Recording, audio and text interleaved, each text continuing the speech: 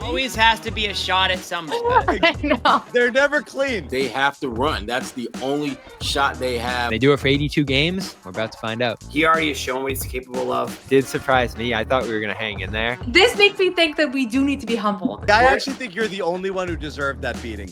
Could Jaylen Brown get himself into the MVP conversation? Bobby Manning here alongside Noah Dalzell after what I felt like was Jaylen's most impressive performance ever. I'm not going to say it's his best because I got to go back through all the games and decide, was this one better than that one and actually research that.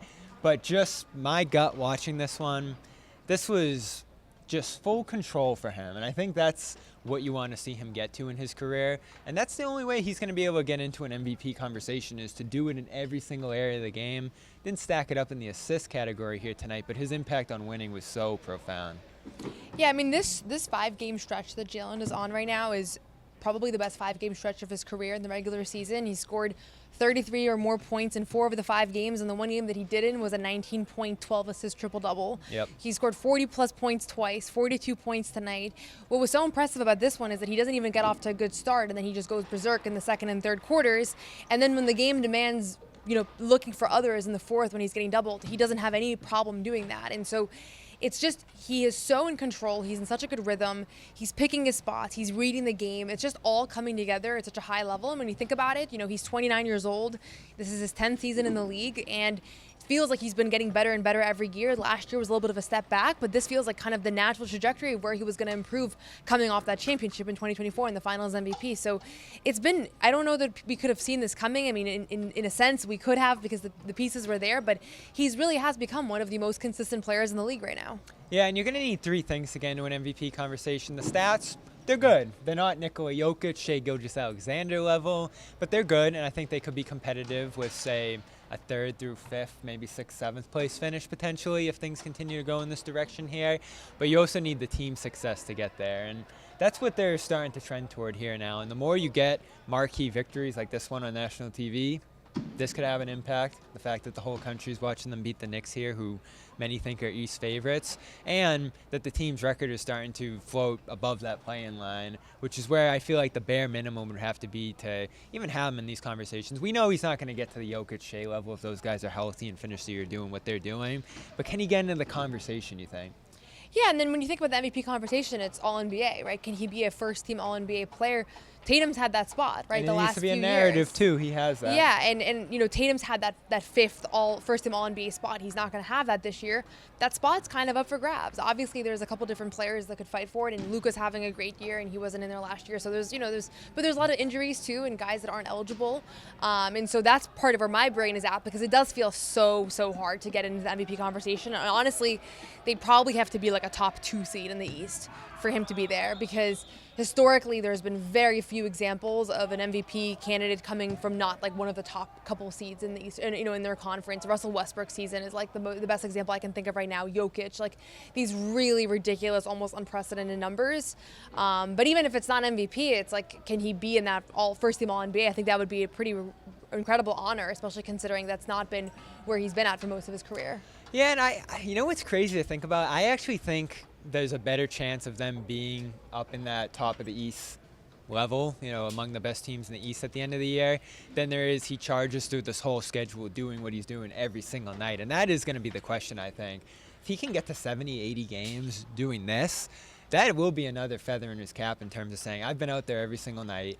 This team probably can't get by without me. And if they are atop the East, as you mentioned there, that's where I think he gets into the conversation, probably where Cade is right now. Cade Cunningham's been probably an equally impactful player for the Pistons as Jaylen has been for Boston here, and they're up, competing for the top spot in the East right now. So there's no chance if they're in this play-in territory fighting for a playoff spot in the East here.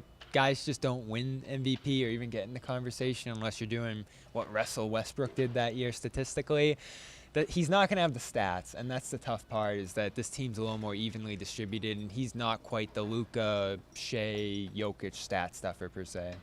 Yeah, but when you think about it, like the fact that we're even having this conversation 21 games in is pretty remarkable. It feels fitting. Yeah, I mean, he's been an all-star. He's been a perennial all-star, but he only has 1 All-NBA appearance, and I don't think he was really on the cusp last year either. He had a little bit of a down year shooting-wise. He was ineligible games-wise, too. Obviously, right now, still 21 games in. We're about a quarter of the season, but he feels like a lock for all NBA. Like that's, if nothing crazy happens, he feels like an absolute lock for that. He has just been so consistent. That's the biggest thing, is that, like I said, an off night was a 19-point triple-double. Like that's an off night for him now. He's putting up 40-point games, like, it feels like it's not even that unusual. He had 42 tonight, it barely even came up post game because we're kind of used to him putting up those kinds of numbers. And obviously, like these big quarter explosions, he's always had, like the coming out of the gates with like a huge first quarter. We've seen that before, but it's much more than that now. It's multiple quarters. It's rebounding the ball, which he's been doing much better than he was earlier in the season.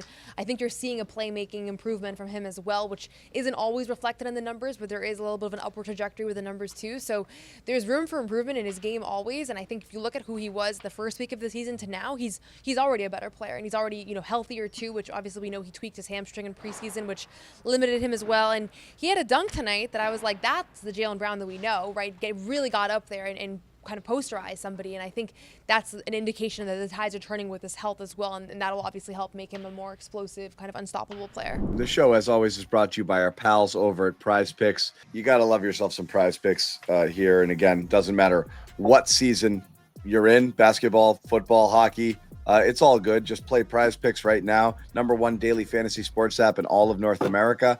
Pick more, pick less. That easy. Download the app, code CLNS. Get 50 in your lineups when you play your first $5 lineup. Once again, download that Prize Picks app, code CLNS, to get 50 in your lineups after you play your first $5 lineups. Yeah, and the narrative's so important in this, and he has it. Tatum's out. He's taken over the reins. This team was not expected to be very good. And since that 0-3 start, they've been pretty good to very good at times. And again, I can't understate the importance of this win against this team that you weren't sure they could compete against after the first time they played them, second night of the year, where they just got blown off the floor in that second quarter. It was going in that direction again tonight, and Jaylen got them back on track. Yeah, and that's what MVP players do, right, is they take over games, and he scores 33 points on ridiculous efficiency in the second and third quarters alone and erases a 14-point deficit, That second turns that quarter's into an earthquake. 18. And then the crazy part is you come out of the halftime, and he does the same thing in the third quarter. It was like he did not miss a beat at the half.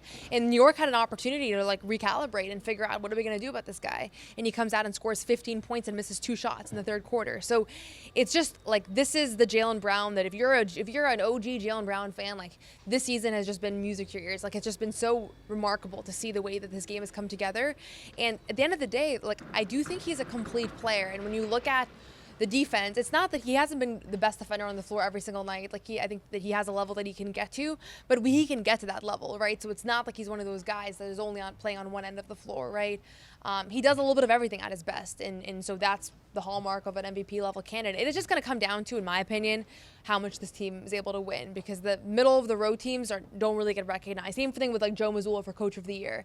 If they're a 5th seed or a 6th seed, Joe's not going to be in that conversation. But if they can kind of do the unthinkable and be a top 3 seed, I think you start to have conversations around really crediting in particular Joe and Jaylen, who are kinds of the heads of the snake of this team. I'll throw out 3 things too before we go here. Jordan Walsh, he got him into the lineup.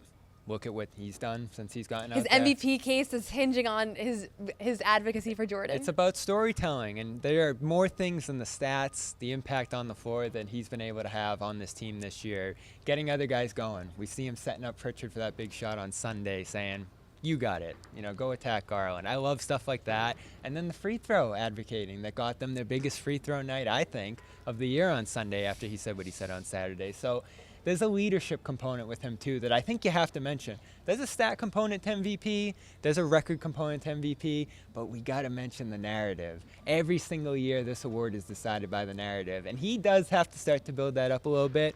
We have to build that up a little bit if we feel like he can be in that conversation. Yeah, I think that's a fair point. I mean, it's such an interesting award because a lot of times it does feel pretty predetermined, and it does feel like, it is so. He wasn't in the top narrative-driven. 10 on NBA's list last week. And nor was he in the honorable mention. Yeah. So that feels like that's not reflective of where things are at. But again, when you're, last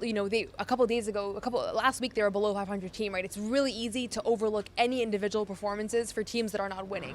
You're not named All-Star, you don't get any honors, because if you're not on a winning, like if you're just putting up points and you're not winning, there's a lot of that in the NBA, right? That does not separate you.